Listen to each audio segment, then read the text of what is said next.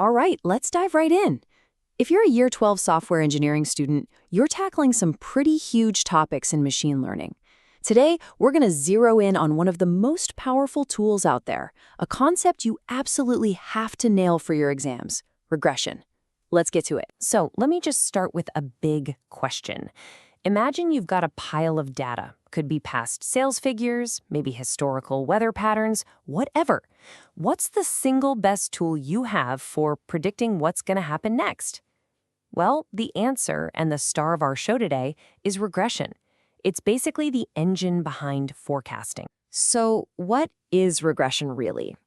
We're about to see how a pretty simple idea you probably remember from math class, a scatter plot, gets transformed into a genuine superpower for people like us, software engineers. Okay, so here's the formal textbook definition. At its heart, regression is all about finding the relationship between different variables, between different pieces of data. And the main goal here isn't to put something in a category, like cat or dog. Nope. It's to predict a specific, continuous number, like the price of a house or what a stock might be worth tomorrow. But you know what? Let's make that way simpler. Forget all the jargon for a moment. Do you remember back in maths when you'd get a scatter plot full of dots and your job was to draw one single straight line that kind of cut through the middle and best represented the trend of all those dots? That's it. That is literally the fundamental idea of regression. You find that line and then you can use that line to make some really smart guesses. Now, that line of best fit we were just talking about, it isn't always a straight line. And your syllabus specifically calls out two types of regression that you absolutely need to know, because, well, the shape of your data really determines which tool you should be reaching for. So, on the left, you've got linear regression. This is your go-to when the relationship looks like a straight line. The example here is perfect. The more hours you study, the higher your exam mark tends to go. It's a pretty straightforward, linear relationship. But on the right, we have polynomial regression. This is what you use when things get curvy. Think about it. A straight line would be totally useless for predicting the path of a thrown ball, right? It goes up and then it comes down in an arc. Polynomial regression is what lets us model that curve. And hey, don't just take my word for it. This is a direct quote from your syllabus. It explicitly says that these algorithms are used to predict continuous values and are a key part of machine learning. So this isn't just some abstract theory. This is examinable stuff. Okay. I see the word code, and I know some of you might be starting to sweat a little, but just relax, seriously. The goal here is not for you to memorize lines and lines of Python. It's to understand the logical 5-step process for putting one of these regression models to work. It's simpler than you think. Let's just walk through this process together, step by step. First up, you import your frameworks. Think of this as just getting your tools from the toolbox. You're grabbing a tool called NumPy to handle all the numbers, and you're grabbing the actual linear regression algorithm itself from a super handy library called scikit-learn. Okay, with our tools ready to go, step 2 is to get the data. You define your X variable, that's the input, the stuff you already know, like the hours you studied, and then you define your Y variable. That's the output you're trying to predict, like your final mark. Next, step 3, you create the model itself. This single line of code basically creates a fresh, untrained algorithm. You can think of it like a blank brain that's now ready to start learning. And that learning, well, it happens right here in step 4, fitting the model. When you use the .fit method, you're basically telling the model, okay, look at all this X and Y data I gave you and find that perfect line of best fit. This is the training part. This is where the magic happens. And finally, step 5 is the payoff.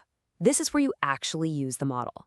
With the .predict method, you can give it a brand new X value, one it's never seen before, and it'll predict the Y value for you. And that's how you go from a bunch of data to a real forecast. And here it is.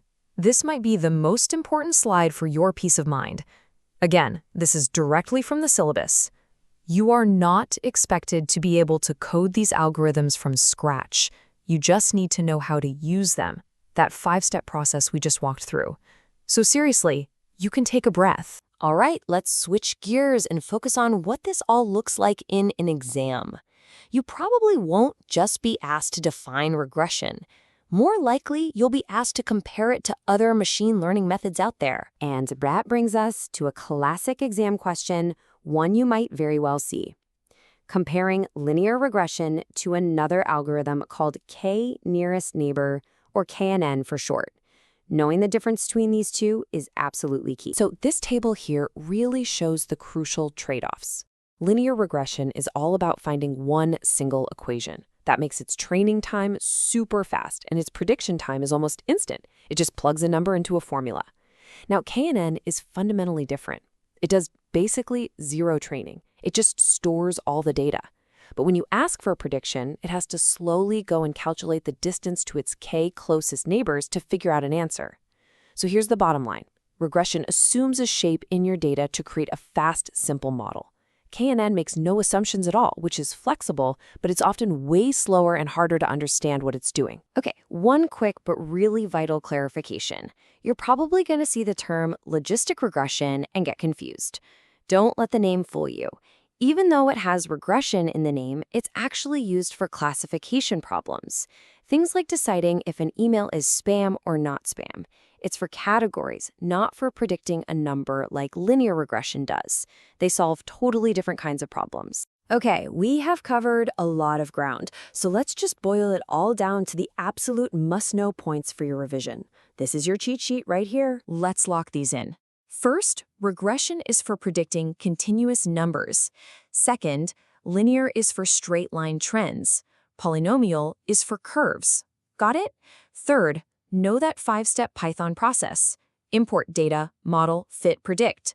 Fourth, don't get it mixed up with logistic regression, that's for classification. And finally, for your exams, be ready to explain the key trade-offs between regression and KNN. You know, ultimately, this is about so much more than just passing an exam. Regression gives you a real tool to find signals in all the noise and make genuinely informed predictions about the future. You could use it to forecast sales, analyze market trends, model scientific data, the list goes on. So the real question isn't just how do I pass the test, but what problem are you going to solve first?